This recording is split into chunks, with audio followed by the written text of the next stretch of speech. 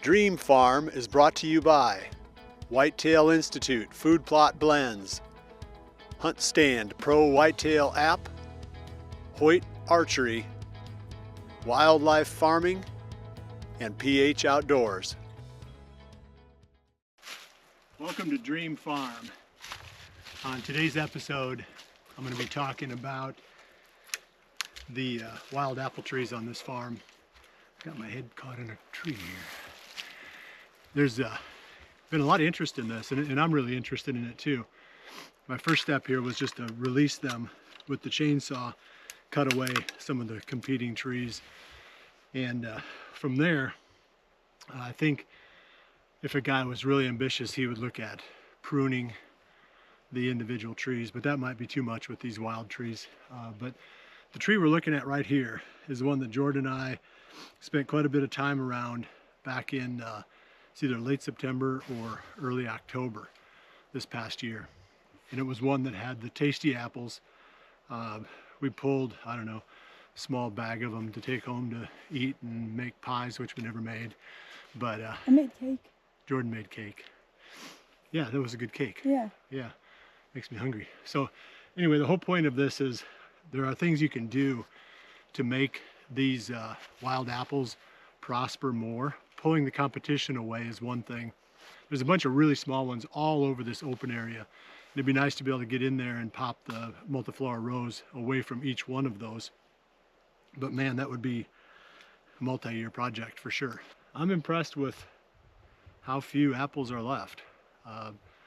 They didn't leave any. So we'll talk about maybe what that means when they ate them and how that impacts the hunting on the property.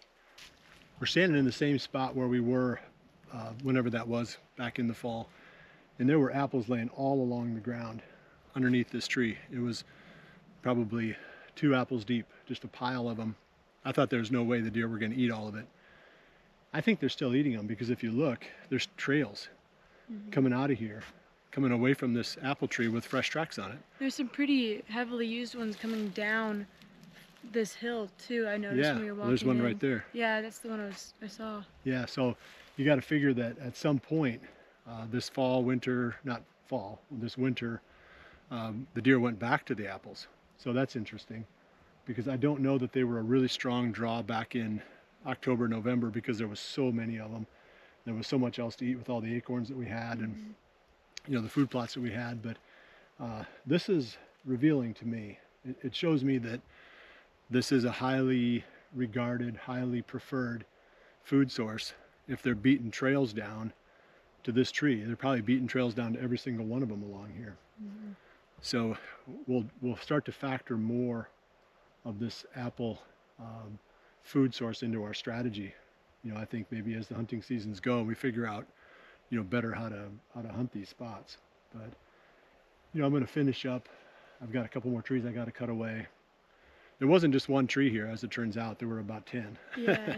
How far deep into the edge of the timber do they go? It's quite a ways down in there. Yeah. I just noticed there's one about 20 yards down into the timber too. There's just an absurd number of trees on this farm. I think if you went around, we're not going to cut all these oak trees down, of course, but if you went around the outside and dropped all of the junk trees out, I'll bet you there'd be even more apple trees would pop up, you know, just inside the fringe. And like you were saying too, there's a whole bunch of little scrubby ones out here kind of into the pasture that don't really have much of a prayer. I mean, they're just covered in other stuff right now. Yeah, multiflora rose. Some of them are open. Yeah. If you look, like there's 5 or 6, 7 of them right here that are open, but the cows browsed them down so hard. Well, we're standing right on 2 of them.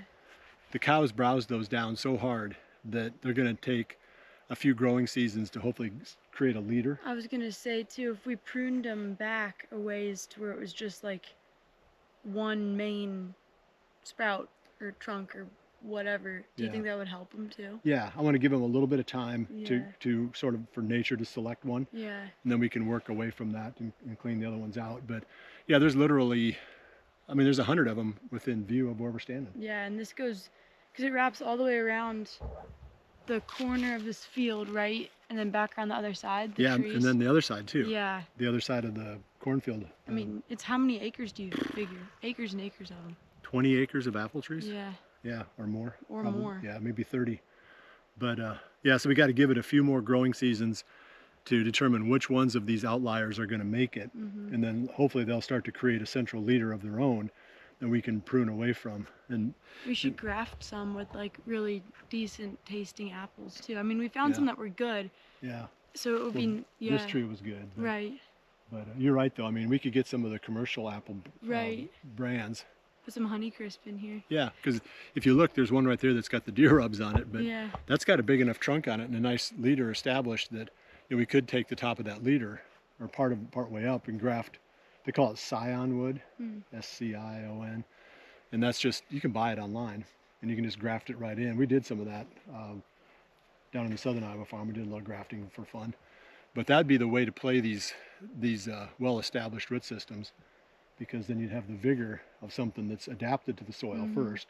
It's trying really hard to grow, and then you put a really high quality top on it, and then be off to the races. I see one apple left. Yeah, I saw there's a couple like shriveled up little ones, half eaten maybe.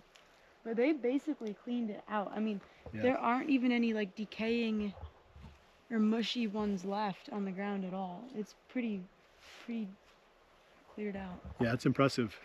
Yeah, they ate way more of them than what I thought they did or would. Well, we appreciate you joining us. We're going to call it quits right here. I've got, like I said, a couple more trees to whack down behind us, and then I'll be all finished up on this part of it. But yeah, so thanks for joining us. We'll see you right back here in the near future for another episode of Dream Farm. And remember to always Dream big. I never know when you're gonna say dream big or just big or